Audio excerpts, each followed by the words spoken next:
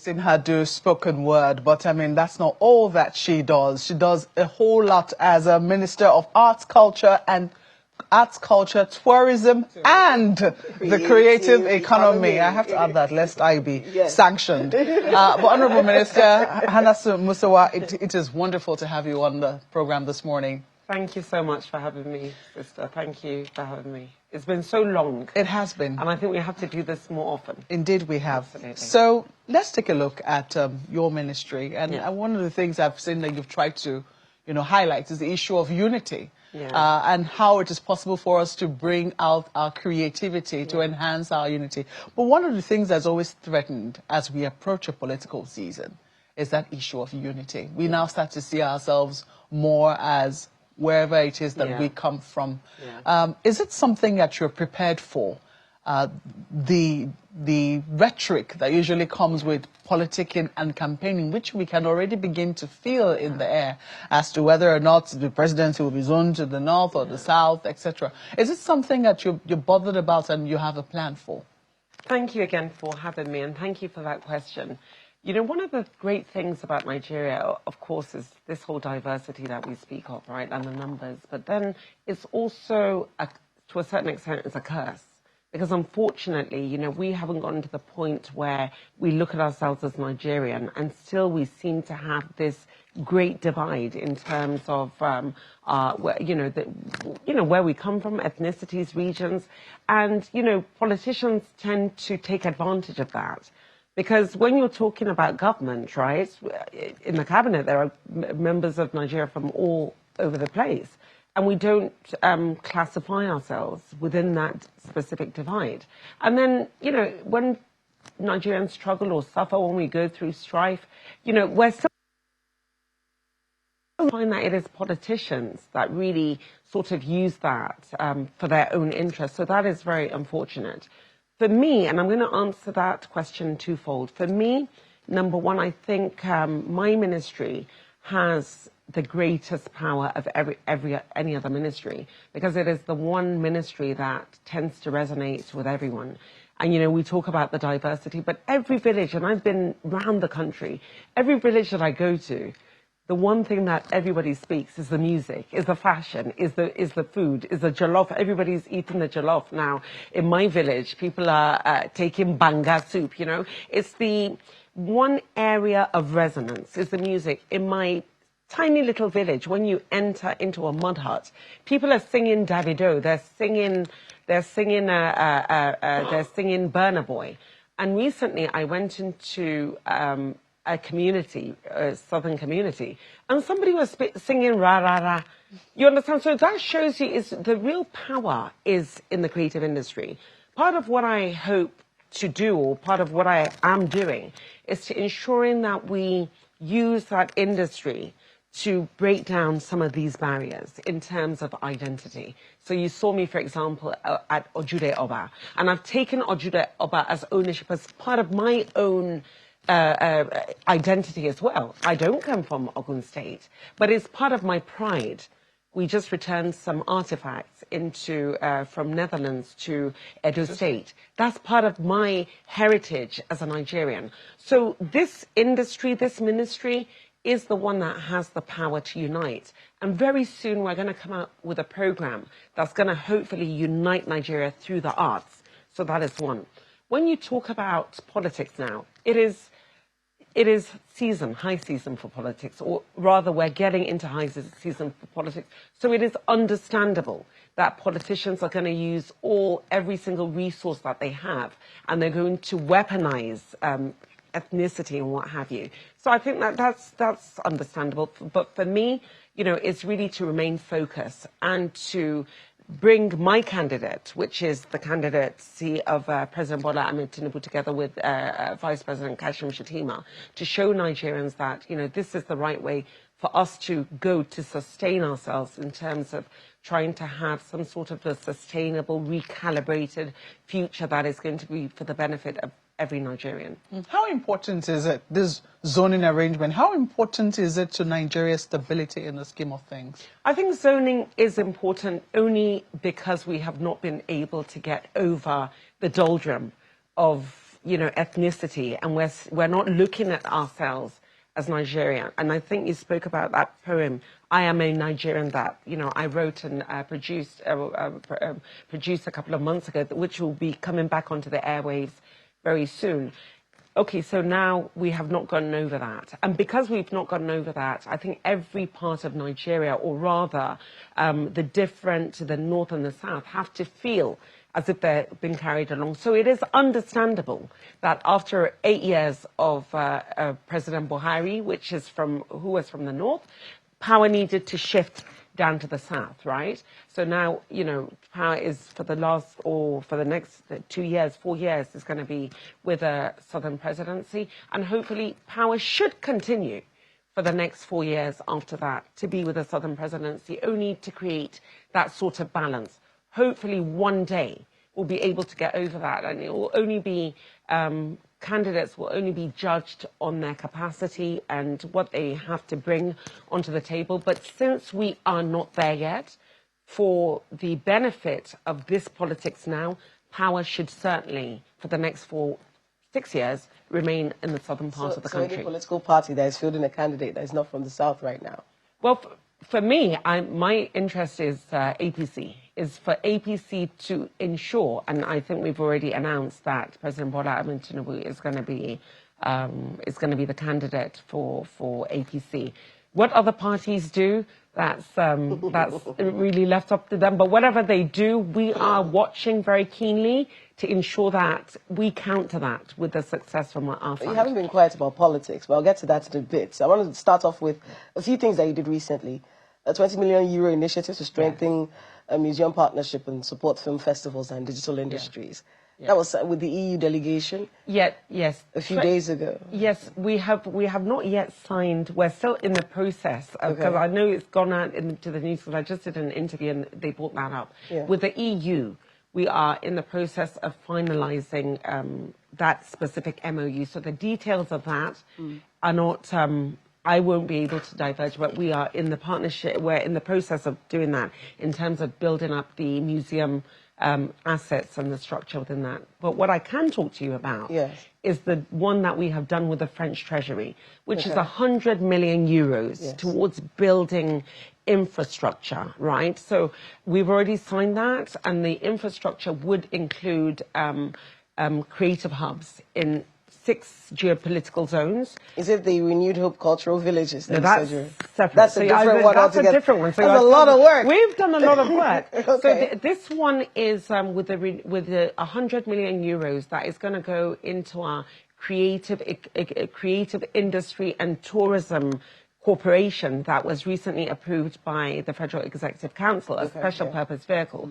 So this is funding that we've been able to secure from the French, with the French Treasury, 100 million euros that is going to go into building creative hubs, animation hubs, design hubs, and to just to build that ecosystem in terms of what we have to offer for capacity building for the creators, because we have a lot of creators, but the government has not been able to put, up until now, variables that will allow them to be able to grow. But this, the one that was signed at St. Lucia, is that an MOU that is sorted already? So St. Lucia, yes. That's a different MOU. So we've done a number. I was in St. Lucia. So you signed it with your counterpart there, Dr. Ernest Hilary. Yes, we did. So what's that about? What's that supposed to be? So first of all, many people ask why St. Lucia? And I continue to say that we are actually lucky that we have a president that has the ability to think ahead and outside the box. So Lucia wouldn't be your perfect fit for Nigeria, only because they say less than 200,000 population in St. Lucia, which is almost as big as my village, right? However, St. Lucia is the gateway to the Caribbean, which is 44 million people in terms of population and counting, because you have a greater global community. And this is 13 countries. So St. Lucia is the headquarters to the Organization for the Eastern Caribbean.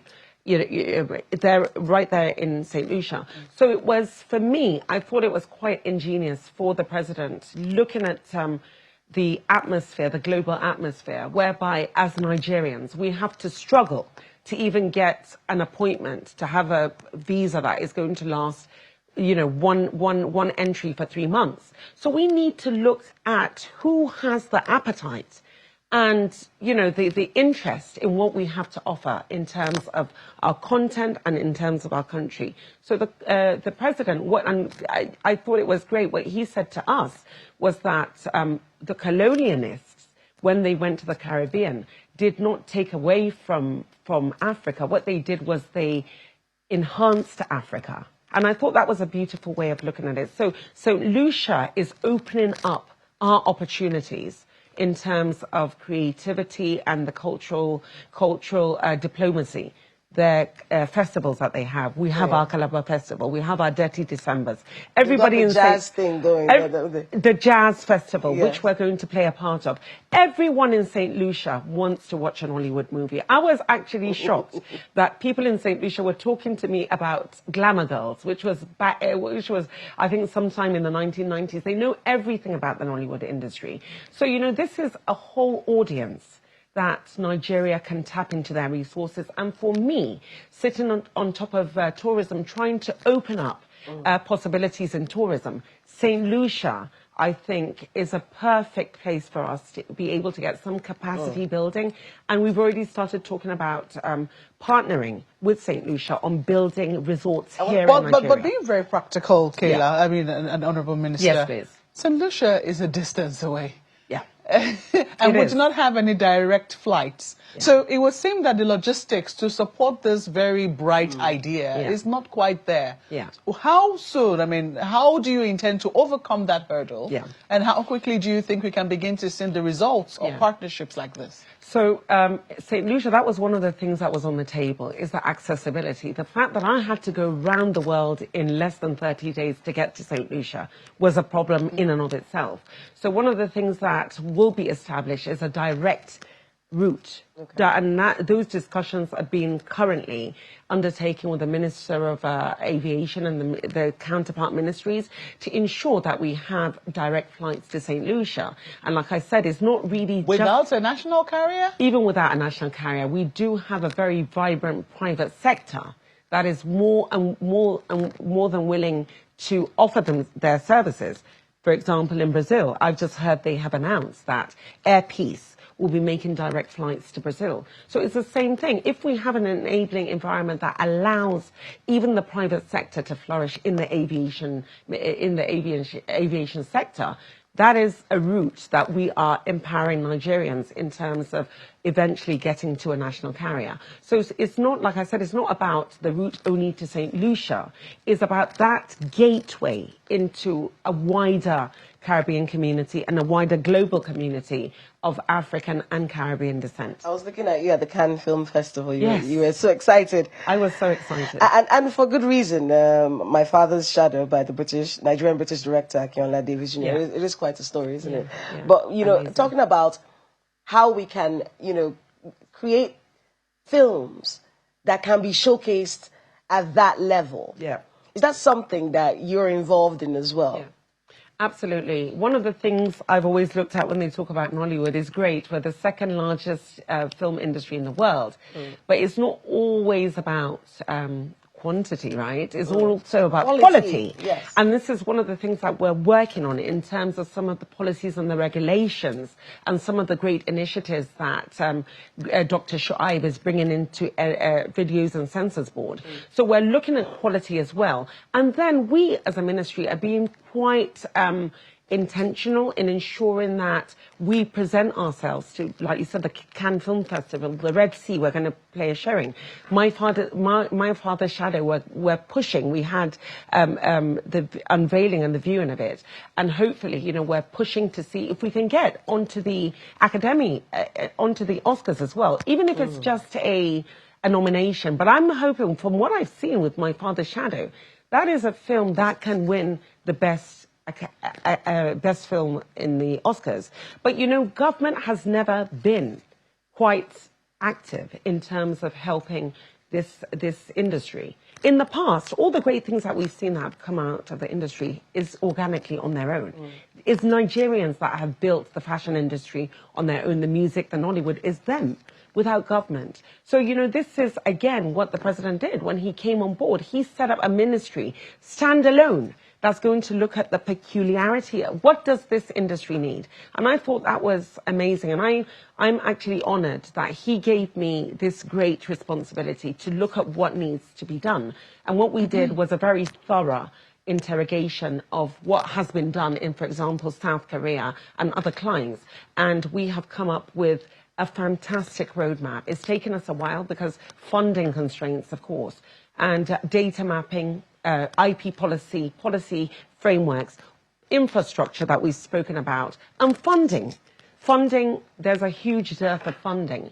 And my ministry has been able to secure $200 million from Afrexim Bank, which we have put into the Creative Economy Development Fund. That was, again, approved by the Federal Executive Council. Now we're able to inject funding direct into the industry. And we just recently closed the first round of applications for creatives to apply for this funding directly. And it's not directly with the government, it's with a special purpose vehicle, so that there's no bureaucratic red tape that goes on, and it gets What's directly. the interest rate on the funds when they apply? What is the... Is that interest rate? Is it operating like a bank? Yes, it is a loan, but the interest rate is extremely, extremely low.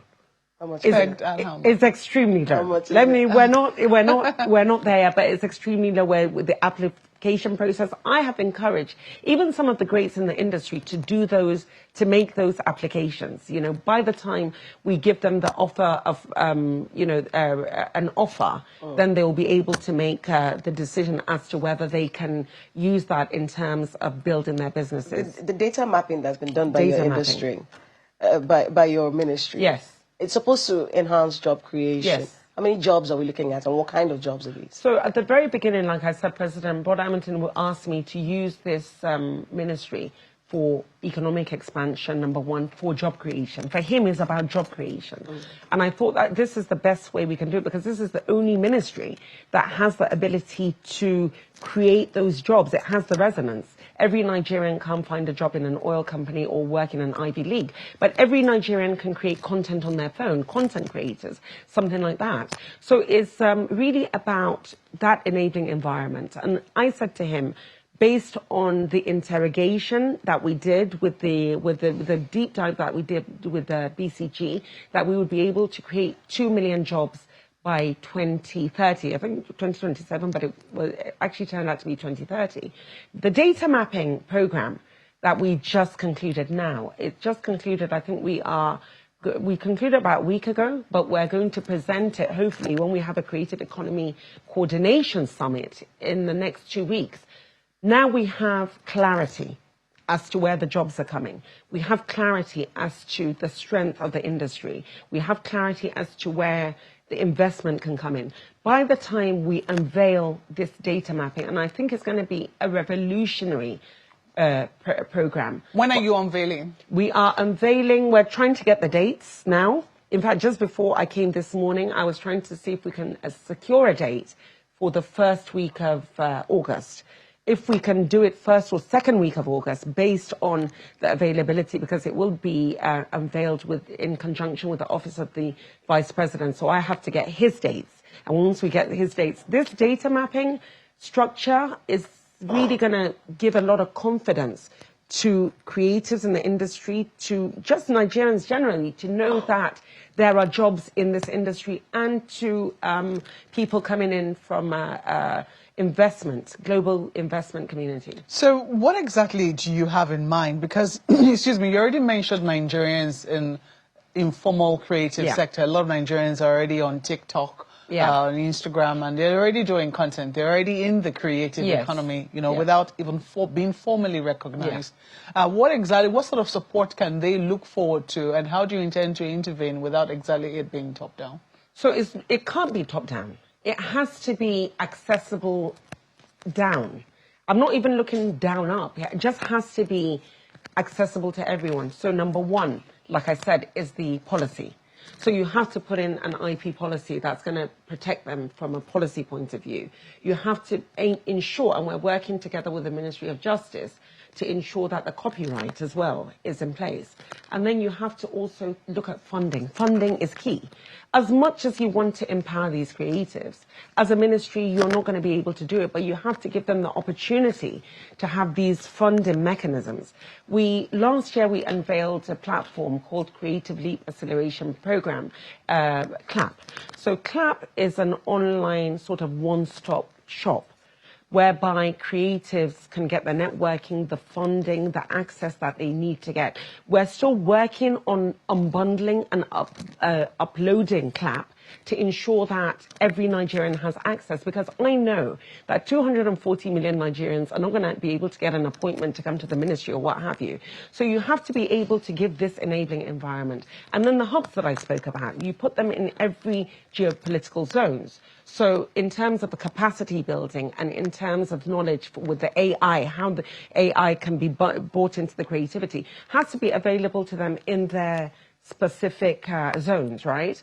And then the funding I spoke about, the CEDF, Creative Economy Development Fund, which we continue to try to bring in funding. Already we have this Afrexim $200 million from Afrexim Bank, which we have injected into CEDF. So all the funding structure is going to go into CEDF, and that's going to be available to Nigerians, not from the ministry, but directly from the CEDF, which is a special purpose vehicle. And then President... Interest rate you have refused to tell us. No, hang on. Let me just touch on this briefly, because we're going to talk about the Renewed Hope Cultural Village. project. Yes. So President Bola Ahmed Tinubu was actually very concerned about some of our programming not being accessible to every single state, which is why we went to the National Executive Council to do a MOU. National Executive, you mean Economic Council?